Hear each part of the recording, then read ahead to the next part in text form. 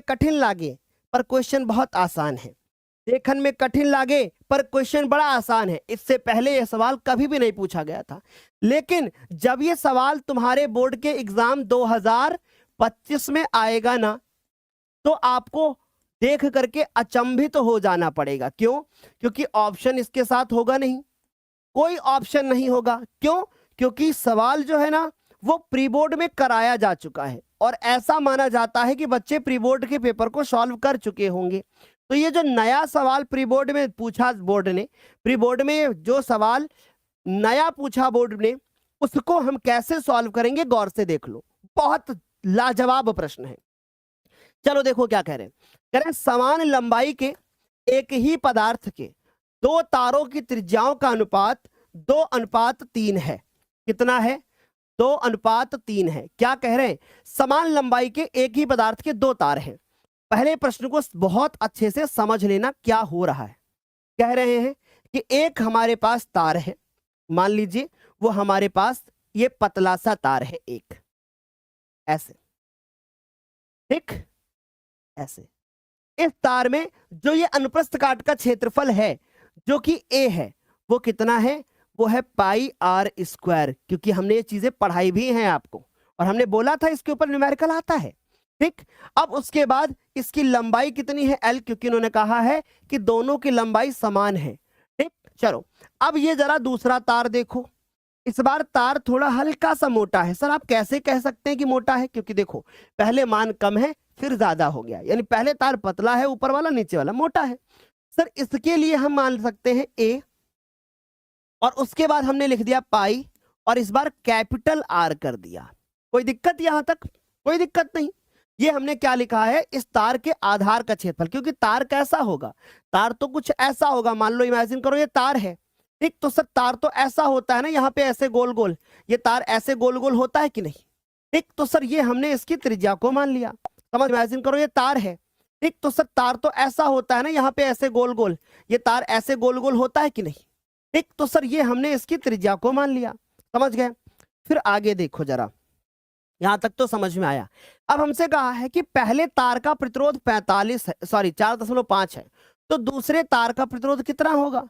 तो पहले तार का प्रतिरोध यानी इसका जो R है वो कितना दे रखा गया है? वो दे रखा गया है 4.5।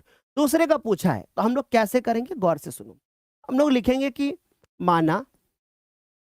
माना दूसरे तार का प्रतिरोध जो कि हमें निकालना है ना, माना दूसरे तार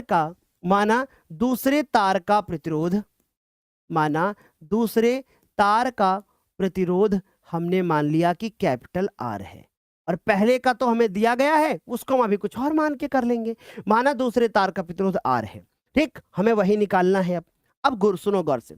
इन्होंने कहा है कि समान लंबाई के और एक ही पदार्थ के हैं, यानी पदार्थ अगर नहीं बदलता है तो रो का मान भी क्या होता है? समान होता है, क्योंकि हमने पढ़ रखा है कि अगर पदार्थ नहीं बदला तो फिर क्या नहीं बदलेगा?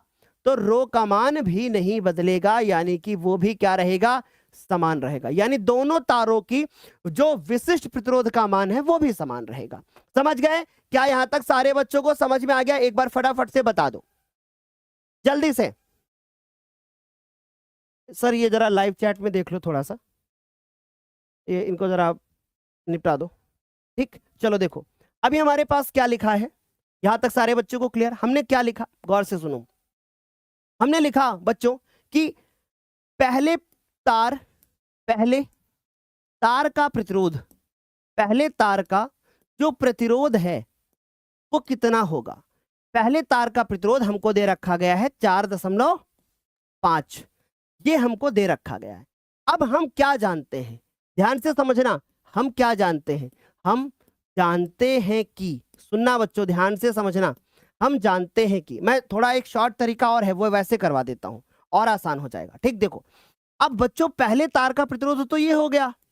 हम एक फॉर्मूला जानते हैं। क्या? हम जानते हैं कि R = रो और उसके बाद L/A होता है। सारे बच्चे बहुत अच्छे से जानते हो। यानी कि सर यहां पे हमारे पास हम लिख सकते हैं रो = फिर उसके बाद L, और बटे में क्या लिख सकते हैं? A लिख सकते हैं बताओ। फिर उसके बाद सर ये हो गया रो, फिर उसके बाद सर हो गया L, और सर एक जगह पे हम लिख सकते हैं पाई आर और उसके बाद स्क्वायर कर देंगे, बराबर में क्या हो गया 4.5। गुरुदेव आप ऐसा क्यों कर रहे हो, आपने एल की वैल्यू क्यों नहीं रखी, क्योंकि दिया नहीं है।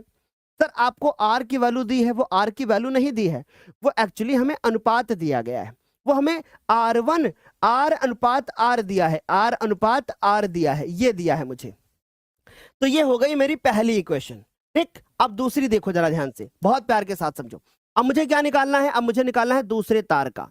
तो मैंने लिखा कि दूसरे तार का प्रतिरोध, क्या लिखा, दूसरे तार का प्रतिरोध, दूसरे तार का प्रतिरोध। अब दूसरे तार का प्रतिरोध यानी कि मैं कैपिटल आर लिखूंगा।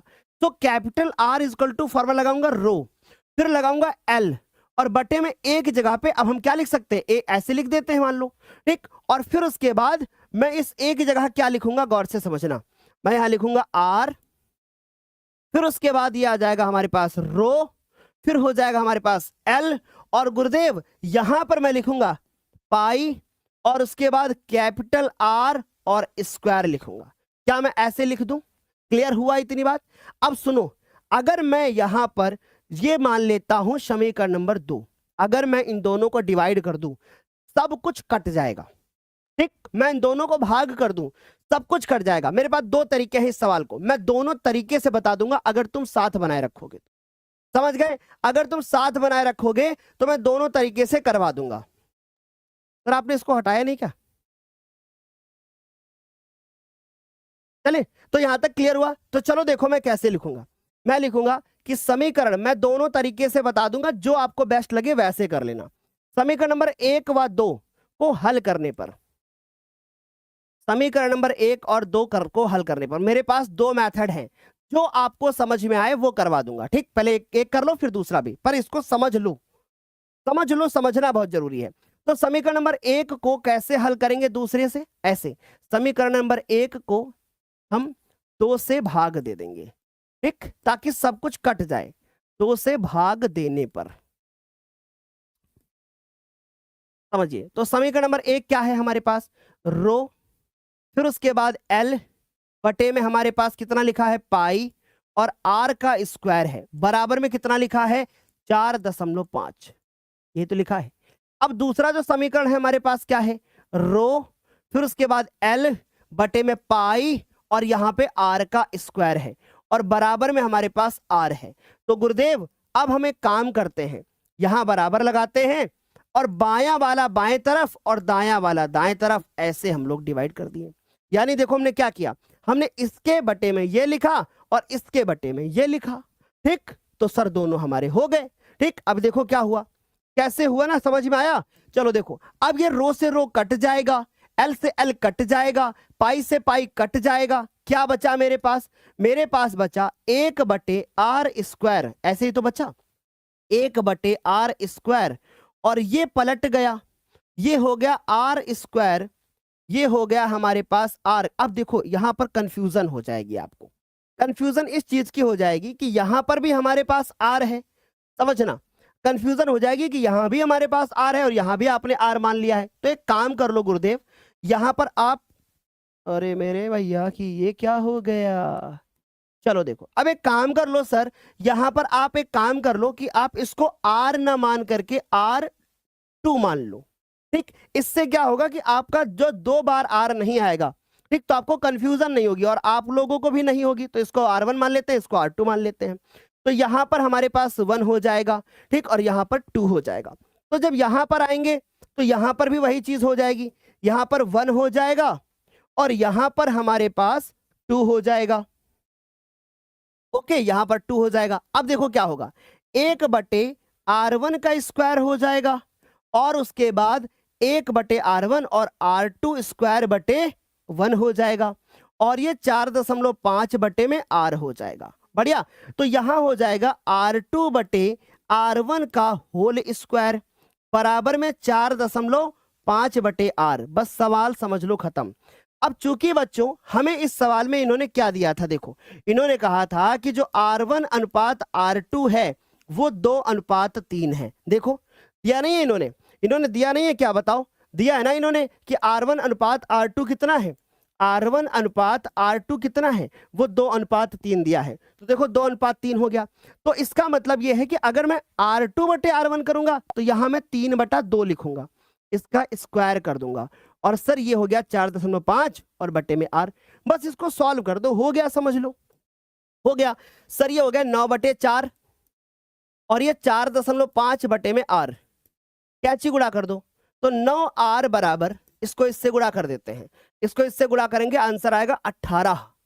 ठीक, तो सर R बराबर कितना आ गया, R बराबर आ गया 2 ओम, यानी इस तार का प्रतिरोध कितना होगा, इस तार का प्रतिरोध होगा 2 ओम। ये एक मेथड है जो कि 4 नंबर का सवाल है, आप इसको हल्के में थोड़ी ना ले सकते। ठीक है, समझ गए, कितना आएगा, 2 ओम। क्या यहां तक क्लियर हुआ? सर आप बताइए, क्या यूपी वाली सीरीज से पढ़ करके 95% ला सकते हैं? बिल्कुल ला सकते हैं, यूपी वाली सीरीज और मिशन 95।